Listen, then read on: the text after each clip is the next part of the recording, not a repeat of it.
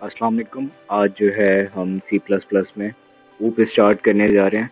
ऊप जो है बेसिकली स्टैंड करती है ऊप स्टैंड करती है ऑब्जेक्ट ओरिएंटेड प्रोग्रामिंग लैंग्वेज, यानी ऑब्जेक्ट बेस्ड लैंग्वेज है। ये एक एक्चुअली प्रोग्रामिंग का मेथड है जो इसका मेन मकसद जो है वो आपके प्रोग्राम्स को, आपके जो फ्रंट एंड है उसको सिक्योर करने के लिए जो है उसको बनाया जाता है। हम यूजुअली जितना भी काम पहले मेन के अंदर कर रहे थे, जैसे हम इंटीजर मेन के अंदर कोई भी डेटा वगैरह ले रहे थे, कोई भी मेन जो है वो आपके पास एक फ्रंट एंड की तरफ टाइप आ जाता है।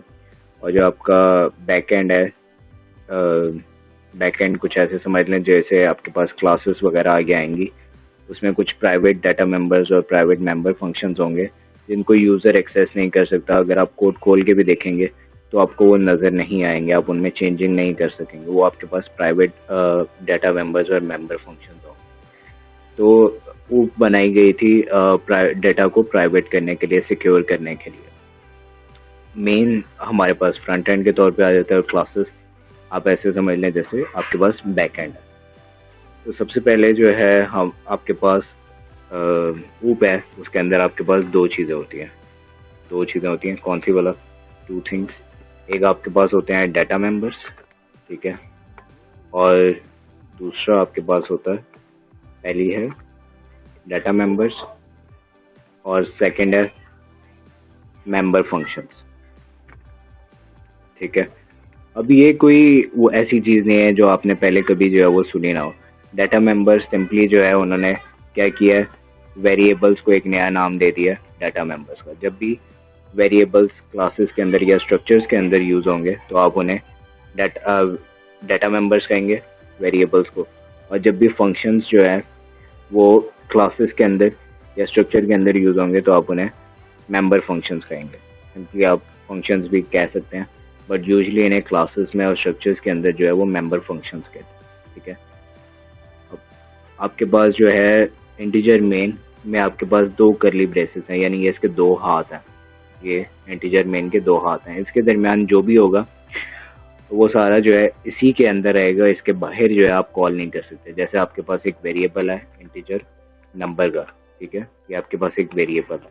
आप इसे इस मेन से बाहर जो है, तीन नंबर से बाहर जो है वो कॉल नहीं कर सकते, ठीक है।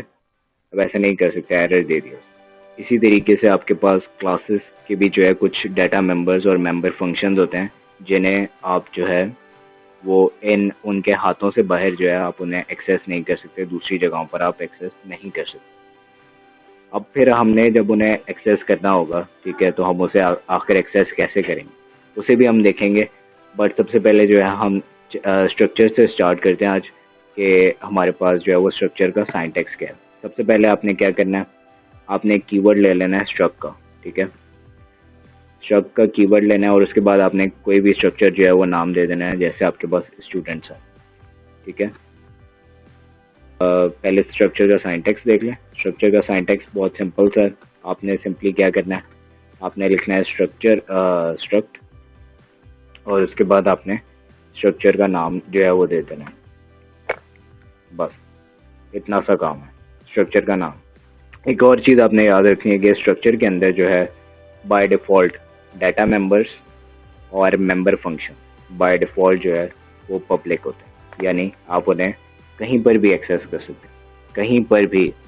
यानी आप यहाँ पर एक्सेस करना चाहें आप यहाँ पे भी एक्सेस कर सकते हैं, यहाँ पर एक्सेस करना चाहें मेन के अंदर तो भी आप कर सकते हैं। बाय डिफ़ॉल्ट जो डाटा मेंबर्स और मेंबर फंक्शंस हैं वो क्लासेस के अंदर प्राइवेट होते हैं, ठीक है।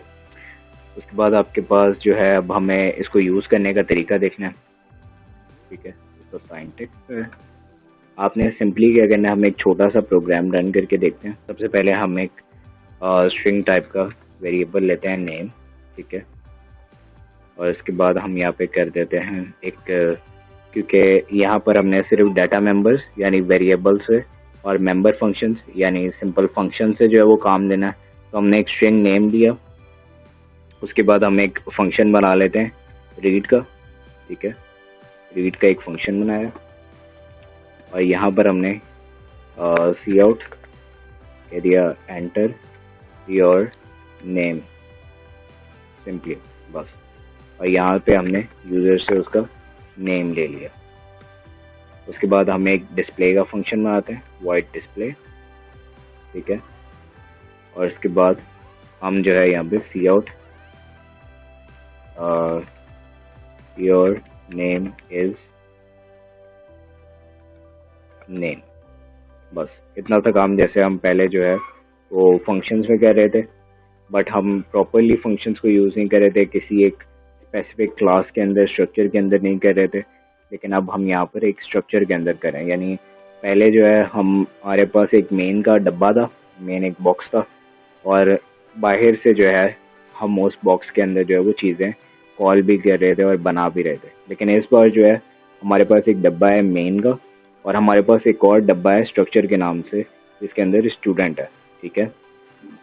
और इसी के थ्रू जो है हम एक डब्बे से दूसरे डब्बे के अंदर की चीज़ों को जो है वो एक्सेस करेंगे। यहाँ पर मेन के अंदर हम सिंपली क्या करेंगे, हम यहाँ पर स्टूडेंट्स लिखेंगे, ठीक है। स्टूडेंट्स का एक ऑब्जेक्ट बनाएंगे, एस नाम का एक ऑब्जेक्ट बनाएंगे। उसके बाद हमने सिंपली क्या करना है, हमने फंक्शन को कॉल करना है। तो अब सिंटैक्स देख रहे हैं, यहाँ पे आपने एस लगाना है, ठीक है, यानी ऑब्जेक्ट का नाम डॉट और फिर रीड, और फिर जो फंक्शन के साथ पैरेंथेसिस आती हैं वो तो आपने लगानी लगानी। ये एस डॉट रीड जो है वो रीड के फंक्शन को कॉल करेगा, यानी स्टूडेंट्स एक स्ट्रक्चर का नाम, और आपने उसका एस जो है वो उसका एक ऑब्जेक्ट बना दिया, स्ट्रक्चर नेम, ठीक है। और फिर स्पेस देके आपने एक ऑब्जेक्ट का नाम दे दिया, ऑब्जेक्ट नेम। आप यहाँ पे एक ऑब्जेक्ट भी बना सकते हैं, आप यहाँ पे 10 ऑब्जेक्ट्स भी बना सकते हैं, बट बेहतर है जब आपने 10 ऑब्जेक्ट्स बनाने हो तो हम अरे ले लें, वो भी मैं आपको करके दिखाऊंगा, ठीक है। फिलहाल हम एक ऑब्जेक्ट पे काम कर रहे हैं। आप इसे कुछ ऐसे समझना, अगर आपको समझने में थोड़ी मुश्किल होती है, जैसे ये स्टूडेंट जो है वो एक स्टूडेंट है, पहले आप एक स्टूडेंट के लिए बना लें, फिर वही सेम चीज़ जो है आपने 10 स्टूडेंट्स के लिए बनानी है, 50 स्टूडेंट्स के लिए बनानी है, या 1000 स्टूडेंट्स के लिए, तो सेम आ जाती है, ठीक है। तो अभी फ़िलहाल हम एक स्टूडेंट की बेस पे जो है वो डेटा ले रहे हैं। पहले हमने उसका स्टूडेंट का नाम ले लिया और फिर हम उसको डिस्प्ले करवा दें, एस डॉट डिस्प्ले। इस वक्त आपके पास जो लिस्ट में जो है वो नेम का वेरिएबल भी आ रहा है। क्यों आ रहा है? क्योंकि स्ट्रक्चर है, तो इसमें सारा डेटा जो है वो प्राइवेट पब्लिक होता है, तो इस वजह से हम नेम को यहाँ पर डायरेक्टली भी जो है वो एक्सेस कर सकते हैं। अगर ये प्राइवेट होता है नेम, तो हम इसे डायरेक्टली यहाँ पे मेन में एक्सेस नहीं कर सकते, ठीक है। तो अभी फ़िलहाल ये पब्लिक है, इसलिए हम एक्सेस कर सकते हैं, बट अभी हम जो है वो डिस्प्ले के फंक्शन को कॉल करें। यहाँ पे हम एज डॉट डिस्प्ले करेंगे, और बस छोटा सा सिंपल सा हमारे पास स्ट्रक्चर बन गया। अब हम इसे कोड को रन करेंगे, तो ये आपसे जो है वो नाम मांग रहा है, हम यहाँ पे सिंपली नेम एंटर कर देते हैं, ठीक है। तो उसने हमारे पास बहुत ही सिंपल तरीके से उसने हमारे पास जो है वो कोड रन करके हमें दिखा दिया। आज की जो वीडियो थी वो बस इतनी थी, ऊप के बेसिक कॉन्सेप्ट्स थे थोड़े से, और अगली जो वीडियो होगी उसमें कोशिश करेंगे कि जो है स्ट्रक्चर को और डिटेल में बयान करूँ, और डेटा मेंबर्स को और मेंबर फंक्शंस को जो है वो प्राइवेट रख के दिखाऊंगे, और फिर जो है उन्हें एक्सेस करके दिखाऊंगा। अपना ख्याल रखिएगा। अल्लाह हाफ़िज़।